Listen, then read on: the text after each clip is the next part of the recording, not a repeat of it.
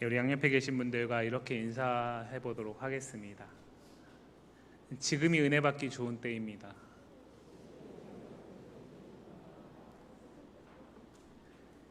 우리 다시 한번 인사할까요?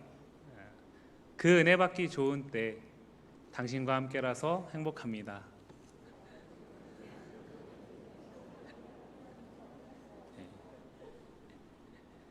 왜 웃으시죠? 예. 자꾸 연습을 해야 는다고 그러더라고요. 계속해서 갈라디아서 말씀을 살펴보고 있는데요. 3장에서는 하나님의 유업, 약속의 유업을 이을 자가 누구인가?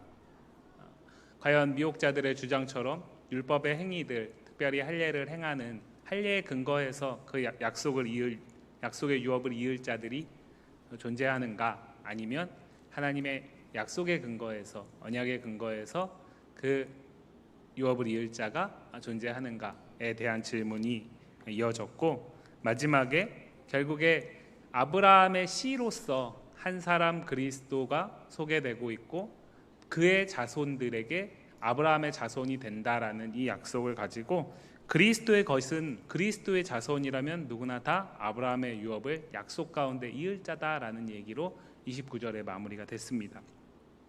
바울은 계속해서 논증을 이어가는데요. 그 가운데 때를 언급하고 있습니다. 우리가 살아가는 시대 속에서도 때에 대한 관심들이 참 많습니다. 코로나 초기에는 우리가 그런 관심들이 있었죠. 코로나가 언제쯤 종식될까? 그때가 언제일까? 조금 시간이 지나면서 언제쯤 우리가 마스크를 벗을 수 있을까? 그때가 언제일까? 근데 최근 들어서는 이제 코로나가 이제 끝나간다라는 그런 사인들도 나오고 있고, 또 이제 과거에 비해서 그렇게 예민하게 반응하지 않고 있다 보니까 이제는 그 부분에 대해서는 별로 우리가 관심을 갖지 않습니다.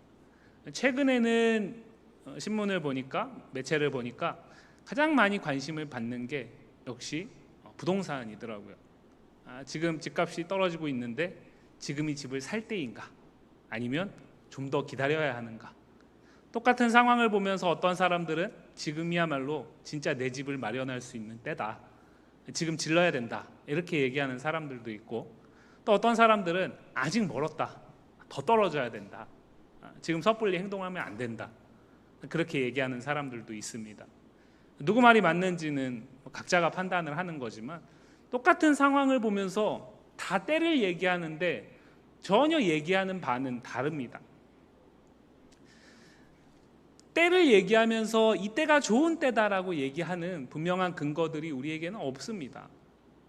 그럼에도 불구하고 우리가 때에 관심을 갖는 이유는 그렇게 해서라도, 그러한 어떤 선택을 통해서라도 내게 좋은 일이, 내가 원하는 일이 이루어지기를 원하는 마음이 담겨 있는 것이죠. 우리는 그렇지 않지만 믿지 않는 사람들은 이사를 할 때에도 때를 정하고 나서 그 좋은 날, 소위 말하는 손 있는 날을 피해서 이사를 하잖아요. 제가 손 없는 날 늘 이사를 했거든요. 별일 없습니다.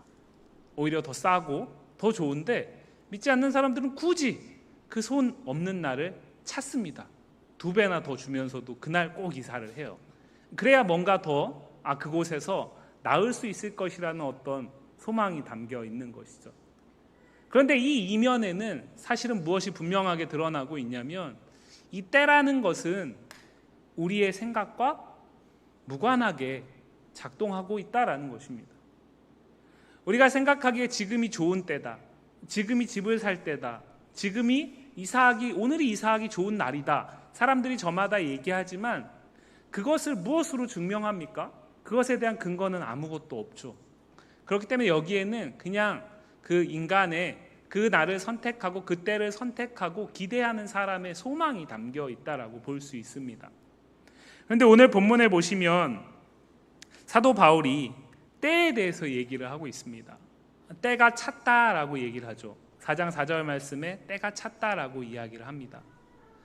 여기서 말하는 이 때는 바울이 어떻게 주장할 수 없는 때입니다.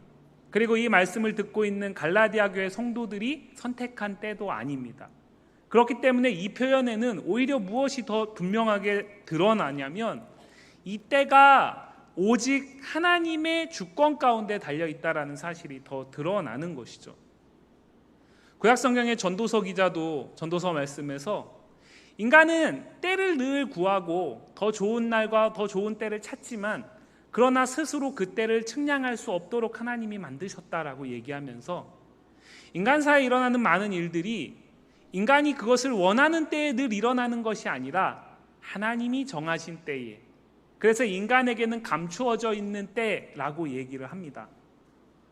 마찬가지로 오늘 이 본문에서 사도 바울이 얘기하는 갈라디아 교회 성도들에게 하나님이 그 아들을 보내심으로써 행하신 일이 일어난 이때를 언급한다라는 것은 바울은 복음 안에서 갈라디아 교회 성도들에게 일어난 일이 전적인 하나님의 계획 속에서 하나님이 주권적으로 행하신 일이다라는 사실을 강조하고 있는 것이죠. 나아가서 이 때를 언급한다라는 것은 이 때가 있기 이전과 이 때가 임한 이후가 현저하게 다름이 있다라는 것을 보여주는 것입니다. 그것을 위해서 사도 바울은 오늘 본문에서 또 한 가지의 예를 들고 있는데요.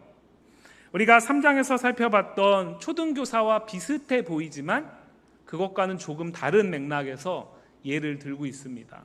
그것은 이런 것입니다.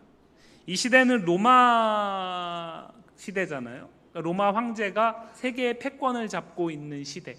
그 시대 속에서 이 갈라디아서가 약 주후 50에서 53년 사이에 기록되었다라고 학자들은 이야기를 하거든요. 그런데 그것이 이 갈라디아서가 기록되기 약 10여 년 가까이 전에 로마의 황제가 시저라는 사람이 있었는데 그 사람이 자신의 후계자로 옥타비아누스라는 사람을 입양하게 됩니다. 양자로 입적시키게 됩니다. 그리고 시저가 44년에 죽음으로써 그 양자로 입양된 옥타비아누스가 두 번째 황제로서 그 지위를 이어받게 되는 사건이 일어나요. 전혀 피가 섞여 있지 않습니다. 전혀 피가 섞여 있지 않는데 시저가 자신의 후계자가 없기 때문에 그 후계자를 선택하기 위해서 옥타비아누스라는 양자를 입양한 것이죠. 사람을 입양한 것입니다. 그래서 아들로 삼은 것이죠. 그리고 그 아들로 입양되는 순간 그 옥타비아누스에게는 어떤 지위가 주어지냐면 이제 시저 이후에 시저가 가진 모든 그 황제의 권한을 위임받는 상속자의 권한이 약속되죠. 그러나 시저가 정한 그때까지 또는 시저가 이 땅에서 황제 역할을 더 이상 감당할 수 없는 죽음을 맞는 그 순간까지는 옥타비아누스는 황제로서의 그 지위를 행사할 수 없습니다. 그는 분명히 이미 그 자격을 얻었지만 그 자격을 갖고 있지만 그것을 실제로 행사하는 것은 정한 때가 지나야만 가능한 것이죠. 나아가서 로마 시대가 패권을 잡았다라는 것은 로마가 그 당시에 많은 나라들을 정복 전쟁을 통해서 점령해 나아갔다라는 것을 의미하죠. 그러면 그것은 오늘날의 관점과는 조금 다르게 많은 군사들을 동원한 백병전을 준비해야 합니다. 근데 그런 전쟁들을 치러 나가면서 로마가 승리한다 그래서 로마 병사들이 죽임을 당하는 일이 없지는 않겠죠. 전쟁을 치르면 치를수록 죽임을 당하는 희생자들은 점점 늘어나게 됩니다. 그 가운데 누군가는 한 가정에 아버지의 뒤를 이을 후계자들, 상속자들이 있었겠죠. 젊은이들 가운데. 그런데 전쟁을 통해서 그러한 상속자의 자격을 갖춘 자녀들을 잃게 됩니다. 그러면 그것을 상속자의 자격을 갖출 자를 피가 섞이지 않았지만 친지 가운데 아니면은 가족들 가운데 아니면은 내가 아끼는 어떤 지인들 속에서 찾는 것이죠. 그리고 그를 양자 삼아서 내게 입적시키는 것입니다. 그리고 아버지가 정한 때까지 그 아들을 다른 사람의 손에 맡기는 거죠. 그가 스스로 이제 그 상속자의 역할을 감당할 수 있을 때까지 가르치고 지도하고 보호하고 훈육할 수 있는 사람에게 맡기는 것입니다. 마치 우리가 조선의 역사 속에서 왕을 임명한 다음에 어린 왕이 갑자기 왕에 즉위하게 됐을 때 그 왕의 역할을 감당하게 하기 위해서 왕이라는 자리에는 앉혀두지만 실제로는 그가 그 역할을 감당할 때까지 뒤에서 대신해서 누군가가 돕는 역할을 하잖아요. 또는 왕이 자신의 아들을 어려서부터 후계자의 수업을 시키기 위해서 좋은 교사를 붙여주고 또 후견인을 붙여주고 함으로써 그가 왕의 수업을 할 수 있도록 돕잖아요. 그리고 그 때가 되고 나면 그 왕위를 이어받게 하는 것처럼, 그러한 그 당시의 그리스 로마 사회의 관습 속에서 흔하게 있었던 입양의 예를 오늘 사도 바울은 들고 있습니다. 입양돼 온 자는 오늘 4장 1절과 2절 말씀에서 말하는 것처럼 유업을 이을 자이고 모든 것의 주인이지만 그가 아버지가 정한 때까지는 종과 진배 없습니다. 종과 다르지 않습니다. 아버지가 정한 때까지는 그는 후견인과 청지기 아래에서 보호를 받게 되고 그의 영향권에서 벗어날 수 없게 됩니다. 그를 통해서 아버지의 영향권에서 벗어날 수 없게 되죠. 그러나 그러한 시간들이 지나서 정한 때가 되면 그 이후에는 더 이상 후견인과 청지기의 영향 아래 있지 않습니다. 그는 스스로 결정하고 마땅히 자신이 행사할 수 있는 상속자의 권한을 행사하죠. 아버지의 모든 것을 자신의 것으로 삼습니다. 더 이상 종이 아니라 주인이 되죠. 바울은 그것을 예로 들면서 이 갈라디아 교회 성도들이 우리가 계속해서 살펴봤던 율법의 행위 가운데로 돌아가려는 선택이 옳지 않은 것임을 다시 한번 이야기하고 있습니다. 그리고 그 가운데서 3절 말씀을 보시면 이렇게 얘기하죠. 이와 같이 우리도 어렸을 때에 이 세상의 초등학문 아래에 있어서 종노릇하였다라고 얘기를 합니다. 자, 이 말씀은 얼핏 보면 초등학문 아래에 있다라는 것은 율법 아래에 있다라는 것으로 받아들일 수 있는 것 같아요. 그러나 잘 생각해 보시면 이 편지를 지금 받는 사람들은 유대인이 아니라 이방인입니다. 갈라디아라는 지역에서 유대의 구약의 하나님을 알지 못하는 자들이죠. 구약의 하나님의 율법을 알지 못하는 자들입니다. 그들이 어려서부터 율법 아래에서 종노릇했다라는 것은 뭔가 맞지 않습니다. 그렇다고 해서 이것이 지금 사도 바울이 이 갈라디아 교회 성도들을 미혹하는 유대인들을 향해 기록한 편지도 아니기 때문에 율법 아래라고 보는 것은 조금 어폐가 있죠. 그렇다면 이 초등학문 아래에 있다라는 것이 무슨 뜻일까요? 바울이 쓴 다른 편지에서 단서를 찾아볼 수 있는데요. 말씀 한 구절 살펴보시면 골로새서 2장 8절 말씀입니다. 골로새서 2장 8절 말씀 같이 한번 읽어보겠습니다. 누가 철학과 헛된 속임수로 너희를 사로잡을까?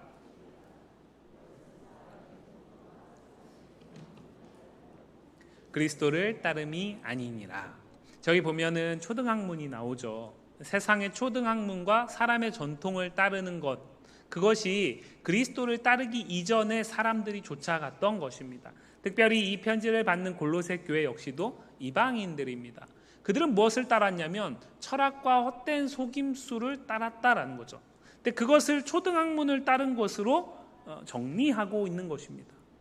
초등학문을 따랐다라는 것은 그렇기 때문에 유대인의 율법 아래 있었다라는 것으로 해석을 하는 것은 너무 좁은 의미의 해석입니다. 결과적으로는 그것을 말하지만 이것은 무엇이냐면 하나님의 주권 가운데 하나님이 정하신 때가 있기 이전에 모든 인간들은 저마다 나름대로의 기준을 가지고 나름대로 무엇인가 아래에서 그 영향을 받으면서 살아간다라는 것을 의미합니다.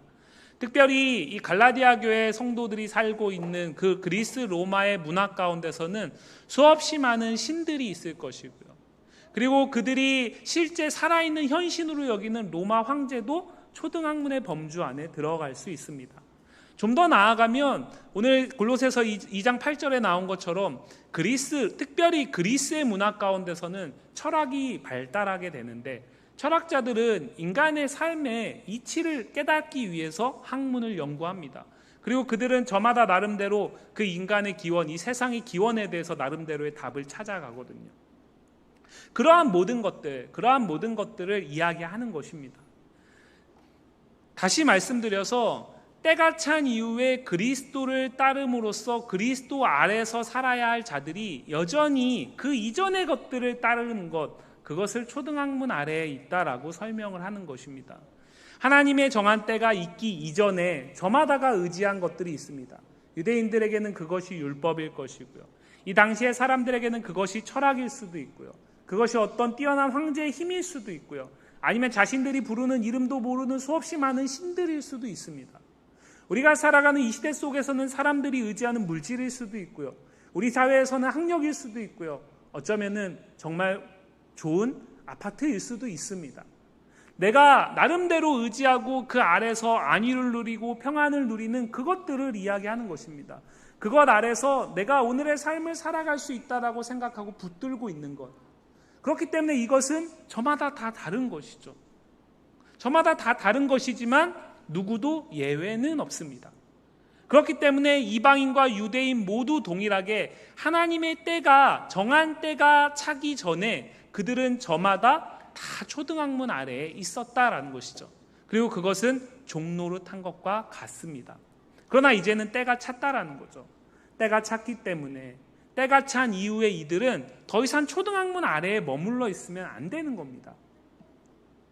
앞에서 예를 든 것처럼 양자로 입양된 자가 아버지가 정한 때가 차가지고 이제 스스로 주인의 상속자의 역할을 지위를 누릴 수 있는데 그때도 여전히 하나부터 10까지 후견인과 청지기 가운데 지배를 받고 그의 통제를 받고 그를 통해서 결정하는 허수아비와 같이 사는 사람이 누가 있겠습니까?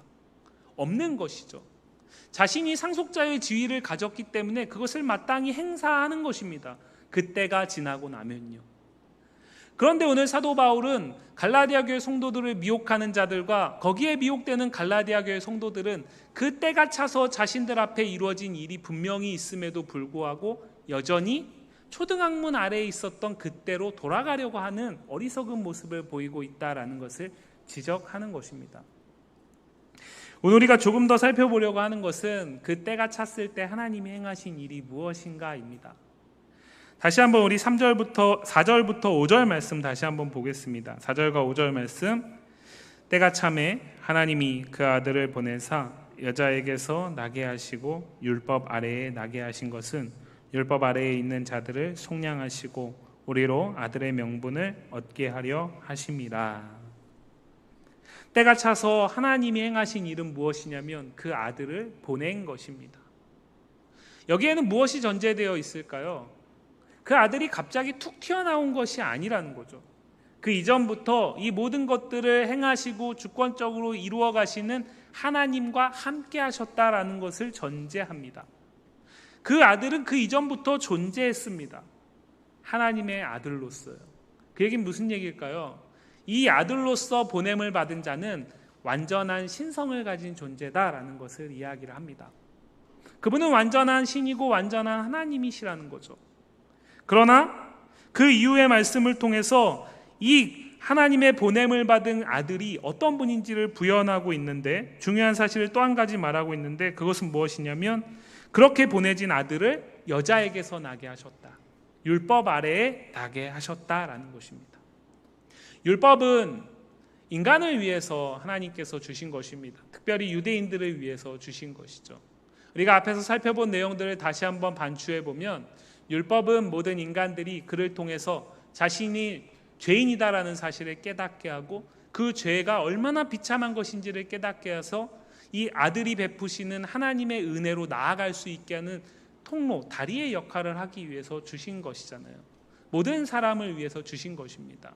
왜냐하면 그 율법 아래에 있을 때에 모든 사람들은 무엇을 깨닫게 되냐면 이 율법을 내가 완전하게 지킬 수 없다라는 내 한계를 깨닫게 되죠. 그리고 그 율법을 완전하게 지킬 수 없기 때문에 내가 진노를 피할 수 없는 존재다라는 사실을 깨닫게 됩니다. 그것을 우리는 십자가의 은혜가 있기 이전에 나는 죽을 수밖에 없는 죄인이었다라는 것으로 고백을 하죠. 그것이 율법의 기능이라는 것을 우리가 3장에서 살펴봤습니다. 그런데 하나님께서 당신의 놀라우신 그 일을 이루시기 위해서 이 땅에 보내신 그 아들을 율법 아래에 나게 하셨다라는 것은 그 율법을 인간이 지킬 수 없으니까 율법을 완전히 지키려는 그 계획을 폐기하시고 새로운 계획을 제시한다라는 의미가 아니라 인간이 지킬 수 없는 그 모든 율법을 완전하게 지킬 수 있는 하나님이신 아들을 인간으로 이 땅에 보내셔서 그 율법을 완전하게 성취하게 하시기 위해 이 땅에 보내셨다라는 사실을 이야기하는 것입니다. 이 땅에 보냄받은 하나님의 아들이신 예수 그리스도는 율법과 무관한 분이 아니시라 그는 율법에 철저하게 순종하셨죠. 우리가 복음서를 통해 보면 사실은 하나님이 주신 율법도 아니고 그 당시의 종교 지도자들과 바리새인들이 자신들의 나름대로 율법을 재해석함으로써 만들었던 여러 가지 그 시대 속에서의 작은 규례들까지도 예수님께서는 지키시려고 애쓰시잖아요. 가령 성전에 들어갈 때에 성전세를 내지 않으셔도 되죠. 왜냐하면 그분은 성전의 주인이시고 그분 자체가 성전이시니까요. 그런데 예수님은 굳이 제자들에게 그 성전세를 낼 수 있는 세계를 가서 물고기를 잡으면 거기에서 나올 거니까 그걸 갖다 내자라고 이렇게 말씀하시잖아요. 예수님은 이 땅의 율법을 무시하기 위해 오신 분이 아니라 율법을 완전하게 성취하시기 위해 오신 분이기 때문에 그분은 율법 아래 나셔야 되는 것입니다. 그럼으로써 하나님의 이 놀라우신 때가 찬 이후에 하나님이 계획하신 이 일을 이룰 수 있는 자격을 갖게 되는 것이죠. 그렇게 예수님은 율법 아래에 나셨고 하나님의 뜻대로 완전하게 순종하셨습니다. 완전하게 순종하심으로써 우리가 더 이상 율법 아래에 매이지 않고 그 율법의 진노를 두려워하지 않고 그 율법의 진노를 피할 수 있는 길을 여셨죠. 그것이 하나님께서 하나님의 때에 주권적으로 행하신 일입니다. 그것을 우리가 잘 알고 있는 속량이라는 표현으로 사용을 하죠. 우리의 죄가 예수님의 대신 십자가를 지심으로 그분의 대신 율법을 완전한 성취하심으로 우리의 죄와 그의 삭신 진노를 우리가 다 속함받게 되었다라는 것입니다. 그러나 하나님이 예수님을 통해서 그 아들을 보내심으로써 행하신 놀라운 일은 여기에 그치지 않습니다. 바울은 오늘 본문에서 그 뒤에 우리가 상대적으로는 조금은 소홀하게 여기고 덜 생각하는 그 부분을 언급하고 있는데 그것은 양자됨이라는 것입니다. 5절 말씀에 보시면 율법 아래에 있는 자들을 속량하시고 끝나지 않습니다. 속량하심으로써 우리로 이 말을 전하는 바울과 이 편지를 받게 되는 갈라디아 교회가 모두 동일하게 아들의 명분을 얻게 하기 위한 것이다 라고 이야기를 하고 있죠. 마치 무엇과 같습니까?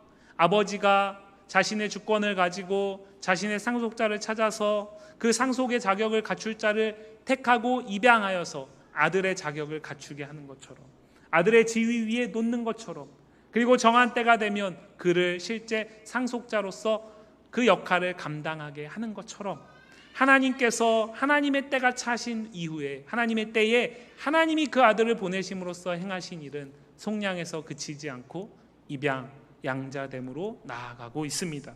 그리고 그것은 우리가 오늘도 우리의 삶 속에서 고백하고 누리고 있는 것이죠. 그것은 무엇입니까? 내가 하나님을 감히 아빠, 아버지라고 부를 수 있는 것입니다. 구약시대 이스라엘 백성들은 하나님을 아빠, 아버지라고 부를 수 없었습니다. 왜냐하면 그들에게 하나님은 언제나 두려우신 분이셨거든요. 그들이 하나님 앞에 설 때에 그들이 하나님의 얼굴을 목격할 때에 얼굴과 얼굴을 맞댈 때에 그들은 자신들의 그 비참한 상태가 하나님 앞에 적나라하게 드러나고 그 하나님의 진노를 피할 수 없다라는 사실만 깨닫게 됩니다. 그래서 하나님이 우리가 알고 있듯이 하나님이 택한 위대한 지도자 모세에게조차도 당신의 얼굴을 보이신 적이 없습니다. 모세도 그 얼굴을 찾지 않습니다. 그러나 예수 그리스도를 통해서 하나님이 당신의 정하신 때에 이루신 이 일로 인해서 우리는 그 하나님을 감히 아빠, 아버지라고 부를 수 있게 되었습니다.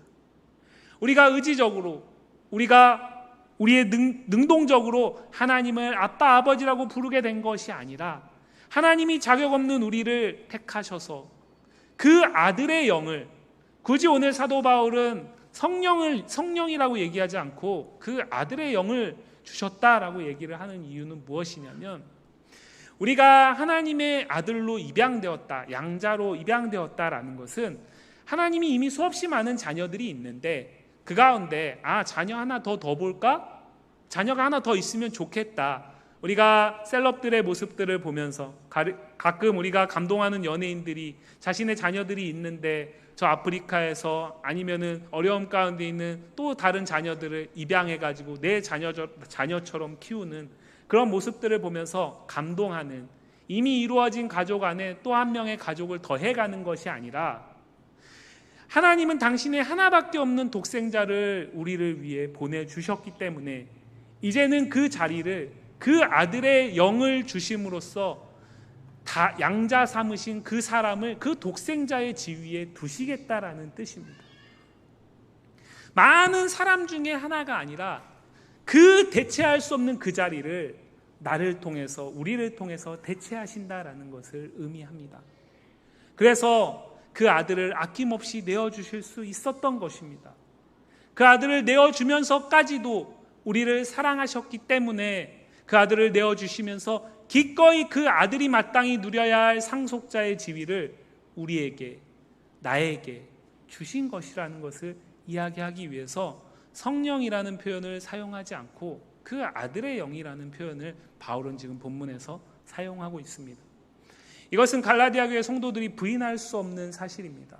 왜냐하면 우리가 갈라디아서 3장을 살피면서 처음에 사도 바울이 율법의 행위로냐 믿음으로냐라는 질문을 던지면서 그 가운데 너희가 나를 통해서 복음을 들었을 때에 너희가 성령 안에서 너희 안에 일어난 일들을 분명히 목격하였고 그 성령이 너희에게 행하신 일들을 다 알고 있지 않냐라고 반문했기 때문입니다.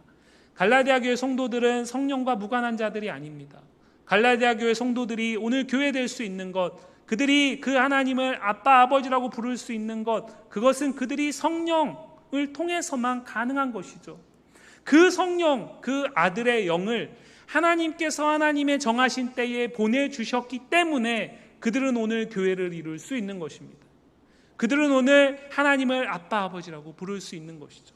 마찬가지로 우리 역시 하나님을 우리가 아빠 아버지라고 부를 수 있다라는 것은 내가 부인할 수 없이 성령의 은혜 가운데 하나님께서 그 아들의 영을 내게 보내주신 증거이고 그로 인해서 나는 충분히 나의 모습으로는 하나님의 상속자로서의 지위를 가질 수 없지만 하나님이 그러한 나를 너는 내 상속자라고 인정하셨기 때문에 나에게 그 지위를 허락하셨기 때문에 우리는 그 상속자로서 약속된 유업을 이어받을 수 있다라는 것을 이야기하는 것입니다. 이미 충분한 자격이 갖춰져 있다라는 거죠. 그런데 왜 돌이키려는 것이냐라고 바울은 이 말씀을 통해서 다시 한번 갈라디아 교회 성도들에게 반문하고 있는 것입니다. 그런데 오늘 말씀을 잘 보시면 4장 6절까지는 너희라고 이야기를 합니다. 그런데 바울이 4장 7절로 가면요, 너희라는 복수 가운데서 내가라는 단수를 사용하고 있습니다. 이 편지는 갈라디아 교회 성도들이 읽어야 할 편지입니다. 나아가서 그 갈라디아 교회를 이루고 있는 성도 한 사람 한 사람이 하나님이 하나님의 정하신 때에 하나님이 그 아들을 보내심으로써 행하신 일 가운데서 하나님의 아들로서 양자된 자들이 다 읽어야 할 편지인 것이죠. 바울은 왜 여기서 굳이 너라고 딱 찍어서 이야기를 할까요? 지금 바울은 앞에서 이야기했던 하나님의 때가 차서 하나님이 그 아들을 보내신 완전하신 하나님과 완전하신 인간으로서 그 아들을 이 땅에 보내심으로써 우리 안에 일어난 그 일, 그 놀라운 복음의 역사, 그것은 두루뭉술하게 나에게도 그렇고 이 사람에게도 그렇고 그냥 별로 감격도 없고 아무것도 아닌 그런 것이 아니라 다른 누군가가 아닌 바로 너를 위해서 하나님께서 그때를 정하시고 그때를 행하셨다라는 것을 분명하게 알기를 원하는 것입니다. 갈라디아 교회가 지금 미혹 가운데 흔들리고 있습니다. 이들이 이 미혹 가운데서 흔들리지 않고 다시 견고하게 서기 위해서는 이 공동체가 견고하게 복음 안에서 다시 서야 하겠죠. 그러나 그 공동체가 복음 안에서 선다라는 것은 어떤 의미에서는 그 공동체를 이루고 있는 몸된 지체들 한 사람 한 사람이 분명한 복음 아래서 분명하게 확고하게 서 있는 것을 통해 가능한 것이죠. 왜냐하면 갈라디아 교회는 그 복음을 붙들고 있는 성도들의 모임이기 때문에 그렇습니다. 성도 한 사람 한 사람이 내가 하나님이 때가 차서 내가 이전에 헛된 것 가운데서 아래 살았던 삶을 이제는 청산하고 그리스도 아래서 그 그리스도의 은혜 아래서 하나님의 그 계획하신 일 가운데서 내가 이제는 성령의 은혜로 말미암아 하나님의 양자 되어서 모든 약속된 유업을 이어받을 자가 되었다라는 사실을, 그를 위해서 하나님이 나를 위해서 그 일을 행하셨다라는 사실을 분명하고 흔들림 없이 한 사람 한 사람이 붙들 때에 그러한 사람들이 모여있는 공동체로서의 교회 역시 견고하게 서게 되기 때문에 그렇습니다. 나아가서 그러한 사람들이 한 사람 한 사람이 자신의 신앙을 다시 한번 돌아보고 그 신앙 위에서 견고하게 섬으로써 흔들리고 있는 지체들을 붙들어 줄 수 있기 때문에 그렇습니다. 나도 확실하지 않은 상황 속에서 미혹되고 있는 사람들로 인해서 오히려 나까지도 넘어갈 수 있는 어려움이 있기 때문에 바울은 먼저 그것이 분명히 공동체 가운데 향한 말씀이지만 이 말씀을, 이 때가 찼다라는, 때가 차서 하나님이 행하신 일을 말씀하는 이 본문을 마무리하면서 바울은 그것은 바로 너를 위해서 하나님이 때를 정하시고 하나님이 주권을 가지고 하나님이 그 아들을 보냄으로써 행하신 일이다라고 이야기하는 것입니다. 사랑하는 성도 여러분, 사람들은 저마다 무엇인가를 의지하면서 그 아래에 속한 삶을 삽니다. 그러나 오늘 본문은 분명하게 무엇을 이야기하고 있냐면 우리가 하나님의 때가 차서 하나님이 행하신 그 일 가운데서 하나님의 자녀가 되어서 그 하나님을 아빠 아버지라고 부른다면 우리는 이제 더 이상 초등학문 아래 그 때 이전에 내가 의지하고 살아왔던 그 삶으로부터 돌이켜서 이제는 하나님의 아들답게 하나님의 약속된 그 상속 유업을 이어받은 자로서 살아야 한다라는 사실을 이야기하고 있습니다. 우리 역시 말씀드렸듯이 그 때가 우리에게 시작되기 전에 우리 역시 저마다 의지하던 것들이 있었습니다. 그러나 지금 우리는 그것이 아닌 그리스도의 은혜, 하나님의 놀라우신 그 역사, 우리 안에서 일하시는 성령을 의지하며 그 은혜 아래 오늘 살고 있냐라는 것입니다. 바울은 갈라디아 교회 성도들의 문제가 여기에 있다라고 말하는 것입니다.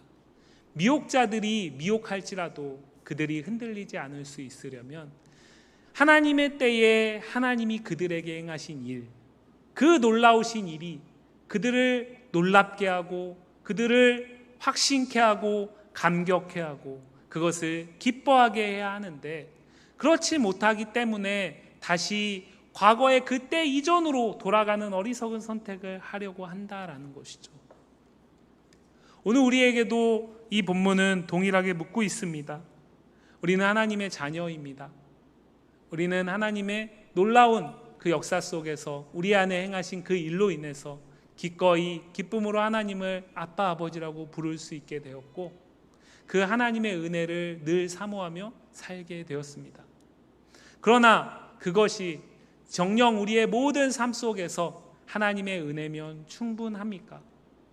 여전히 나는 내가 이 세상에서 이전에 붙들고 살아갔던 것들을 견눈질하고 있지는 않습니까? 때로는 하나님을 의지하는 것이 너무나 막연하고 그 하나님의 은혜 아래 사는 것이 너무나 답답하고 불편하게 여겨지고 불확실한 것처럼 보이지 않는 것이기 때문에 분명하고 확실하게 보이는 것으로 다시 돌이키려는 유혹 가운데 처해 있지는 않습니까? 오늘 본문은 우리에게 묻고 있습니다. 그리고 혹 우리가 그것에 확실하게 예라고 답할 수 없다면 우리는 다시 갈라디아서 4장 4절 말씀을 다시 붙들기를 소망합니다. 때가 참에 하나님이 그 아들을 보내셨습니다. 그리고 그를 통해서 하나님이 우리를 당신의 하나밖에 없는 아들, 자녀 삼으셨습니다. 그것으로 충분합니다. 그것이면 얼마든지 다른 모든 것들이 부족할지라도 그것으로 우리는 얼마든지 만족하고 기뻐할 수 있어야 합니다. 바라기는 이 진리를 붙들고 진리 아래 스스로를 두기를 기뻐하며 우리에게 약속된 유업을 온전히 하나님의 때에 우리에게 완전히 주어질 또 다른 그때를 소망으로 믿음으로 기다리며 살아가는 모든 성도와 교회이기를 주님의 이름으로 간절히 소망합니다.